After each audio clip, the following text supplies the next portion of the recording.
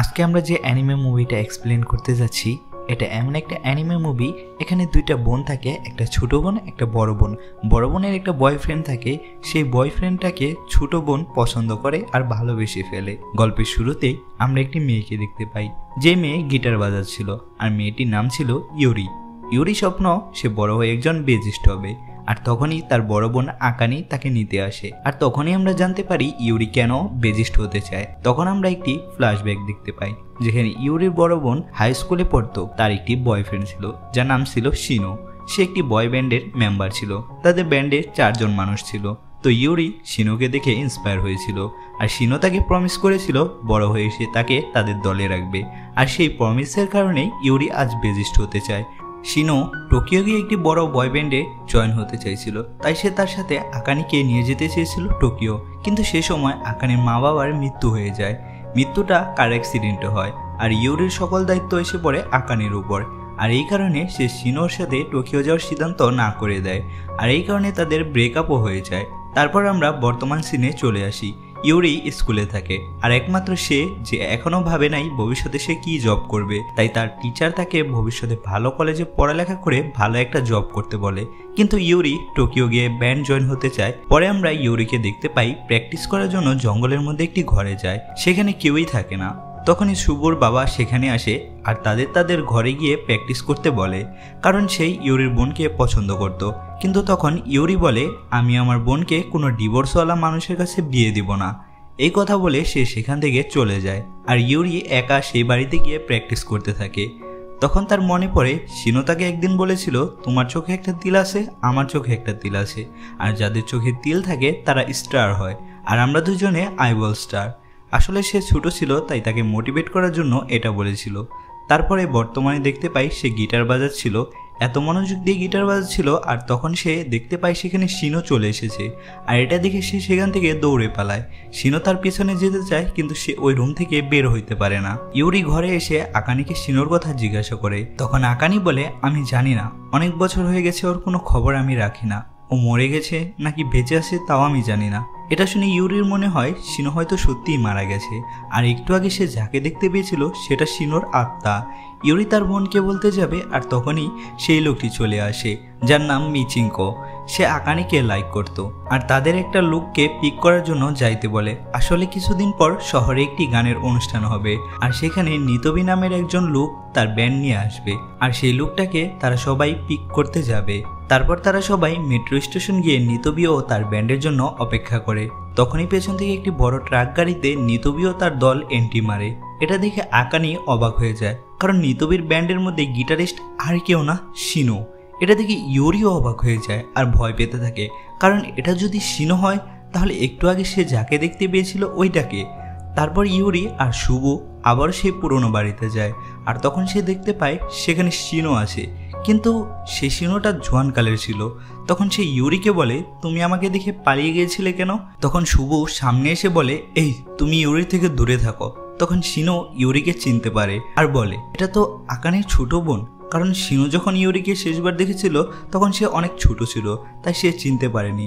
তখন শিনো তাকে বলে, যখন আকানের সাথে তার ব্রেকআপ হয়েছিল তখন সে এই রুমে গিয়ে বসে বসে ভাবছিল আর ঘুমিয়ে গিয়েছিল, আর ঘুম থেকে উঠে সে দেখে ইউরির সামনে বসে আছে।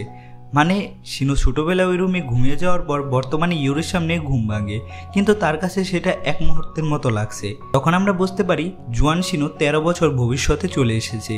কেন আর কিভাবে আসলো সেটা আমরা পরে দেখতে পারবো। তখন শিনো বলে, এখন আমার টোকিও গিয়ে বড় গিটারিস্ট হতে হবে আর আকানের কাছে ফিরে আসতে হবে।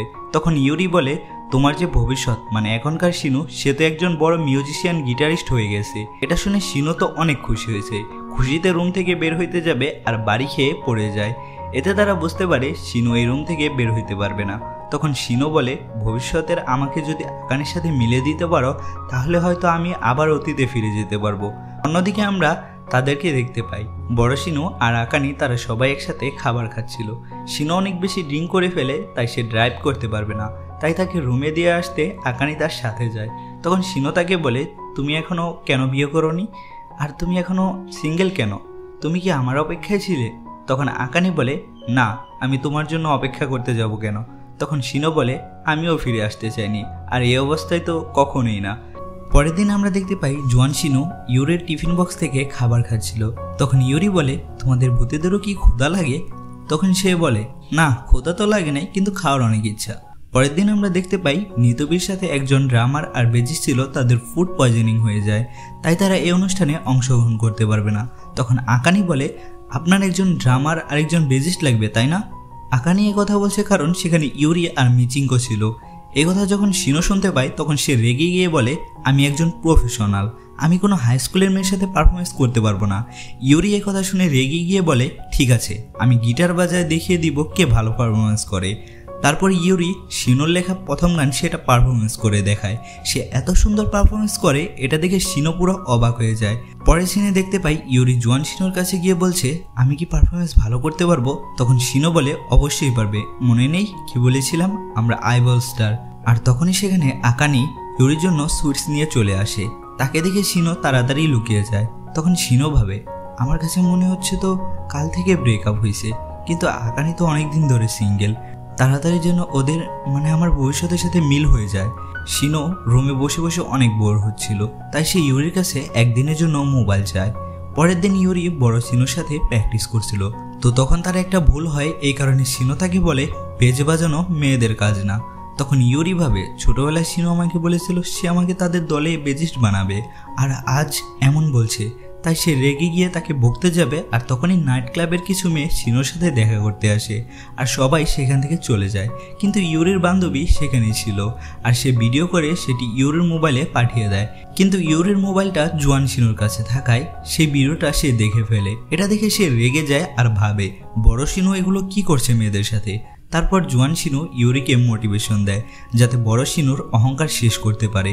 পরের দিন ইউরি আর মিচিঙ্কো যখন প্র্যাকটিসের জন্য যায় তখন সে দেখতে পায় সেদিন কেউই আসেনি। তখন ইউরির ফ্রেন্ড বলে, শিনো বলছে তোমাদের সাথে প্র্যাকটিস করলে ও নিজেও সব ভুলে যাবে।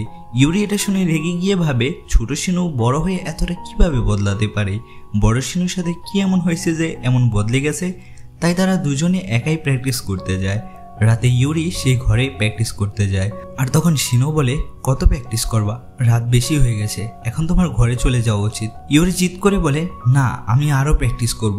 শিনো জিজ্ঞাসা করে, তুমি পড়ালেখা করো না? তখন সে বলে, আমি পড়ালেখা করব না, আমি টোকিও গিয়ে কোনো ব্যান্ড জয়েন হব। এটা শুনে শিনো খুব খুশি হয়ে যায়, কারণ কেউ তাকে ফলো করছে। তখন ইউরি বলে, এরকম কোনো উদ্দেশ্য না, আমি অন্য কারণে টোকিও যাব। তখন জানতে পারি ইউরি আসলে তার বোনকে সুখে রাখার জন্য টোকিও যাবে, কারণ সে তাকে ছোটবেলা থেকে অনেক যত্ন করে বড় করেছে, নিজের জীবনের দিকে কোনো খেয়াল করে নাই, তাই তার জন্য কিছু করতে সে টোকিও যাবে। তখন শিনো বলে, বাহ তুমি তো অনেক বুদ্ধিমান হয়ে গেছো। পরের দিন ইউরি স্কুলে যায়, তখন সে শুনতে পায় চিকা কোনো বুড়ো মানুষের সাথে ঘোরাঘুরি করছিল। এটা শুনে ইউরি চিকাকে জিজ্ঞাসা করে, তুমি যার সাথে ঘুরছিলা ওইটা শিনো তাই না? এটা শুনে চিকা বলে, তুমিও কি শিনোকে দেখে ক্রাশ খেয়েছো? তখন ইউরি বলে, হ্যাঁ, কিন্তু আমি জোয়ান শিনোর উপর ক্রাশ খেয়েছি, আর আমি কি কোনো খারাপ করেছি? এটা বলে সে সেখানে বসে জোরে জোরে কান্না করতে থাকে। পরের সিনে আমরা দেখতে পাই আকানি ঘরে এসেছে, আর সে দেখতে পায় ইউরি আজ তাড়াতাড়ি ঘরে চলে এসেছে। তখন ইউরি আকানিকে বলে, তুমি শিনোর সাথে টোকিও কেন গেলে না? তুমি যদি যেতে তাহলে সে পুরোনো দিনের মতোই ভালো থাকতো, শিনো এভাবে বদলে যেত না। সে তার বোনকে অনেক কিছু বলে বাসা থেকে চলে যায়। পরের সিনে আমরা ইউরিকে মিচিঙ্কোর ঘরে দেখতে পাই। সে তাকে বলে, আমি তোমাকে আমার বোনের সাথে লাইন করিয়ে দিব, এই বুড়া শিনো আমার বোনের যোগ্য না। তখন মিচিঙ্কো বলে, এখন আমার আর কোনো দরকার নাই। তখন জানতে পারি মিচিঙ্কো ইচ্ছা করেই মিতবিকে এখানে নিয়ে এসেছে, যাতে আকানি আর শিনোর মেটারটা এখানেই শেষ হয়ে যায়, কারণ মিচিঙ্কোর মতে ইউরির সাথে শিনোর মেটার শেষ না হলে ইউরি কারোর সাথেই ডেট করবে না। পরের সিনে আমরা দেখতে পাই আর মাত্র 2 দিন পরে অনুষ্ঠান শুরু হবে, তাই অনুষ্ঠানের জন্য প্রস্তুতি খুব ধুমধাম করে হচ্ছে। সেখানে লাইটিং ম্যানেজমেন্ট ব্যান্ডের সবার পজিশন জানতে চায়, তাই আকানি শিনুকে খোঁজার জন্য যায়। অন্যদিকে আমরা শুভকে দেখতে পাই যে জোয়ান শিনুর কাছে যায় আর তাকে বলে, আমি ইউরিকে পছন্দ করি, হয়তো সে আমার 10 বছরের বড়, এতে আমার কোনো সমস্যা নেই, আর আমি সবসময় ওর পাশেই থাকবো, আর বড় হয়ে সবসময় ওকেই সাপোর্ট করব। কিন্তু সমস্যা হলো ইউরি এখন তোমাকে পছন্দ করে। তখন শিনো বলে, আমি তো শুধু একটা আত্মা, আজ না হয় কাল আমি অদৃশ্য হয়ে যাব, এটা নিয়ে তোমার কোনো চিন্তা করতে হবে না। আকানি বড় শিনুকে খুঁজতে খুঁজতে পেয়ে যায়। তখন সে দেখতে পারে শিনু একা একা বসেই গিটার বাজাচ্ছিল। তখন আকানিকে দেখে সে বলে, আমি ভেবেছিলাম টোকিও গেলে আমার সব স্বপ্ন পূরণ হয়ে যাবে। তখন আকানি বলে, তোমার তো সব স্বপ্ন পূরণ হয়ে গেছে, তুমি একজন সফল গিটারিস্ট হয়েছো। তখন শিনু বলে, হ্যাঁ, এর জন্য আমি শুকরিয়া করি, কিন্তু সবাইকে সেরে যাওয়ার সিদ্ধান্তটা ঠিক ছিল না। তখন আকানি বলে, ঠিক আছে এগুলো বাদ দাও, এখন তুমি তোমার গান শোনাও। আমি তোমার অ্যালবাম কিনেছিলাম, এখন আমি এই লাইভ শুনতে চাই। তখন শিনু তার অ্যালবামের একটি গান শোনায় যেটার নাম ছিল হার ব্লু স্কাই। সেটা সে ফানিভাবে গাওয়া শুরু করে। এটা শুনে আকানি অনেক জোরে জোরে হাসতে থাকে। দূর থেকে ইউরি এগুলো দেখে ভাবছিল একমাত্র শিনোই আকানিকে এভাবে হাসাতে পারে। তারপর গান শেষ হয়ে যায়। তখন শিনো আকানিকে ভবিষ্যৎ সেটেল হওয়ার কথা জিজ্ঞাসা করে আর বলে, আমার সব বন্ধুরাই জব নিয়ে সেটেল হয়ে গেছে, শুধু আমি বাদে। তখন আকানি বলে, কি বলছো? এই জমানায় 30 বছর বয়সে সেটেল হওয়া অনেক জলদির কাজ, আমার তো এখনো অনেক কিছু বাকি আছে। আসলে এখানে শিনো আকানিকে ইনডাইরেক্টলি বিয়ে করার জন্য বলতে চাচ্ছিল, আর আকানিও ইনডাইরেক্টলি শিনোকে না করে দেয়। তাই শিনো সেখান থেকে চলে যায়। এরপর আকানি কান্না করতে থাকে। এভাবে শিনোকে না বলা তার কাছে অনেক কষ্ট করছিল, কারণ শিনো চলে যাওয়ার পর সে তাকে ভুলতে পারেনি। তাই সে নতুন করে প্রেমও করেনি, তাই সে এতদিন সিঙ্গেল ছিল আর সে এখনো শিনোর জন্যই অপেক্ষা করছিল। পরের সিনে আমরা দেখতে পাই ইউরি কিচেনের মধ্যে কোনো কিছু খুঁজছিল। তখন সে একটি ডায়েরি খুঁজে পায় যেখানে লেখা ছিল ইউরিকে কিভাবে খুশি করা যায়, তার সকল কৌশল। সে ডায়েরিটা পড়ে সে বুঝতে পারলো এতদিন পর্যন্ত তার বোন তাকে খুশি রাখার জন্য এত কিছু করেছে। তারপর ইউরি জুয়ান শিনোর কাছে যায় আর তাকে বলে যে সে তাকে পছন্দ করে। তখন শিনো তাকে বোঝানোর চেষ্টা করে সে একটা আত্মা। ইউরি বলে, চুপ করো, আমাকে বলতে দাও, না হলে এই ফিলিংস আমার মনে সারা জীবন থেকে যাবে। ইউরি আরও বলে, হ্যাঁ আমি তোমাকে পছন্দ করি, কারণ তুমি আমাকে স্বপ্ন দেখিয়েছ, তুমি আমাকে মোটিভেট করেছ, আর আমার মন খারাপ থাকলে তোমার সাথে কথা বললেই ঠিক হয়ে যেত। আমি তোমাকে যতটা পছন্দ করি ততটা আমি আমার বোনকে ভালোবাসি, আর আমি যদি বড় শিনো আর বোনকে মিলিয়ে দিই তাহলে তুমি অদৃশ্য হয়ে যাবে, আর আমি বুঝতেই পারতেছি না কি করব। পরের দিন অনুষ্ঠান শুরু হয়। ইউরি সেখানে পৌঁছায়। তখন দেখতে পাই নিতবি ড্রেসিং রুমে গ্যাঞ্জাম লাগাই দিছে, কারণ সে তার গলার লকেট হারায় ফেলছে। আর এই বুড়া যাই হোক, নিতবি তার লকেট না পাইলে পারফরমেন্স করবে না। তারপর সবাই তার ছবি চেক করে। তখন তারা বুঝতে পারে টার্নেলের ওইখানে হয়তো সেটা হারাইছে, কারণ ওই ছবির পর থেকে সেই লকেটটা আর কোনো ছবিতে নাই। তখন আকানি বলে, তোমরা রেডি হও, আমি ওইটা খুঁজে নিয়ে আসি। অন্যদিকে বড় শিনুকে দেখতে পাই যে ওই পুরনো ঘরটায় যায়। সে ছোট শিনুর সম্মুখীন হয়। অন্যদিকে আকানি টার্নেলের মধ্যে গিয়ে সেই লকেটটা পেয়েছে। এদিকে মিচিঙ্কোর কাছে কল আসে, জঙ্গলে সেই টার্নেলটার মুখ মাটি পড়ে বন্ধ হয়ে গেছে।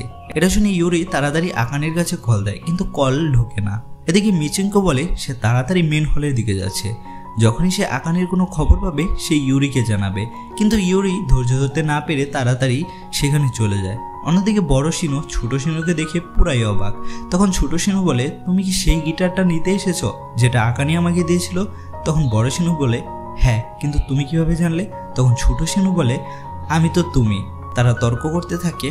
তখন ইউরি সেখানে আসে আর তাদের বলে আকানি টানেলের ভিতর বন্ধ হয়ে গেছে।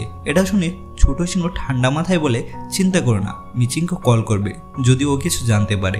ছোট শিনু ঠান্ডাভাবে উত্তর দেওয়া বড় শিনু রেগে যায় আর বলে, আকানি বিপদে পড়েছে আর তুমি এত ঠান্ডা হয়ে কিভাবে দাঁড়ায় আসো? তখন জুয়ান শিনু বলে, তুমি কি মিউজিয়াম হওয়ার পর আকানির জন্য ফিরে আসতে চেয়েছিলে না? এখানে ছোট শিনু আর বড় শিনুর মাঝে লড়াই হয়ে যায়। তখন ছোট শিনু বলে সেদিন আমি সবকিছু ছেড়ে দিতে চাইনি। এখানে আমরা বুঝতে পারি শিনুর মনের একটা অংশ এখানে রয়ে গেছে, যাকে আমরা বলতে পারি মন এক জায়গায় তো ব্রেন আরেক জায়গায়। তো এখানে শিনুর ছোট মন এখানেই রয়ে গেছিল, আর সেই ব্রেনটি মানে বড় শিনু টোকিও চলে গেছিল। তখন ছোট শিনু বড় শিনুকে ধাক্কা দিয়ে নিজে যাওয়ার চেষ্টা করে আর বলে, তুমি না গেলেও আমি যাব আকানিকে বাঁচানোর জন্য।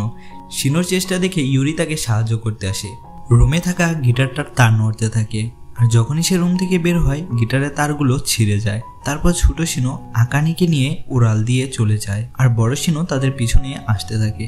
তারপর ছোট শিনু আর আকানি একসাথে হয়। তখন সে আকানিকে কিছু কথা বলে যেটা আকানি স্কুলে থাকতে লিখেছিল। তখন ছোট শিনু বলে, আমি অনেক লাকি যে আমি তোমাকে ভালোবেসেছি। তারপর সে আকানিকে নিয়ে সেখান থেকে চলে যায়। পরের সিনে তারা 4 জন ঘরে যাচ্ছে। তখন ইউরি বলে, তোমরা 3 জন একসাথে যাও, আমি ট্যাক্সি নিয়ে পরে আসবো। তারপর তারা 3 জন তাদের সাথে তাকে যাওয়ার জন্য বলে, কিন্তু ইউরি মানা করে দেয়। তখন তারা 3 জন গাড়িতে একসাথে বাসায় যায়। যাওয়ার পথে বড় শিনু বলে, ছোট শিনু বলেছে আমি নাকি মুভ অন করে আগে চলে গেছি, কিন্তু আমি তো এখনো সেখানেই আটকে আছি, আর আমি এখনো হাল ছাড়বো না। তখন বড় শিনু লক্ষ্য করলো পিছন দিকে ছোট শিনু অদৃশ্য হয়ে গেছে। এদিকে আকানির মুখে হাসি। তখন সেও বলে, আমিও হাল ছাড়বো না।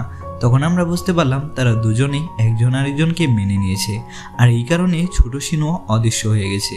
এদিকে ইউরি বুঝতে পারে ছোট শিনু অদৃশ্য হয়ে গেছে, তাই সে সেখানেই বসে কান্না করতে থাকে।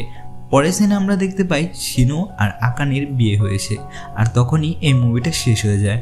মুভিটা তোমাদের কাছে কেমন লাগলো, আর তোমরা মুভিটা কি বুঝতে পারছো কিনা? মানে ছোট শিনু কিভাবে ভবিষ্যতে আসলো সেটা হইলো ওই যে মনের কাহিনী নিয়ে, মানে মন একটা চায় ব্রেন আরেকটা চায়। তো যেদিন তাদের ব্রেকআপ হয়েছিল সেদিন শিনুর মন চাইতেছিল যে এখান থেকে চলে যাবে না, কিন্তু ব্রেন সেটা টোকিও যাবে। এই কারণে সে সেদিন থেকে 13 বছর ভবিষ্যতে চলে আসে। এখন তোমাদের কাছে কি মতামত এটা তোমরা কমেন্ট বক্সে জানায় দাও। আমার কাছে এটাই লাগলো, এই কারণে আমি এক্সপ্লেনেশন করলাম। তো মুভি এক্সপ্লেনেশন কেমন লাগছে কমেন্ট বক্সে জানাই দিও, ভিডিওতে একটা লাইক দিয়ে দিও। দেখা হবে পরে কোনো সুন্দর মুভি নিয়ে। আর তোমরা যদি আমার সাথে কাজ করতে চাও, স্ক্রিপ্ট রাইটার অথবা ভয়েস দিতে চাও, তাহলে আমার ফেসবুক পেজে নক করো। এছাড়া তোমরা কয়েকটা মুভি সাজেস্ট করো যেগুলো আমরা এক্সপ্লেন করতে পারবো। দেখা হবে পরের ভিডিওতে। Bye bye.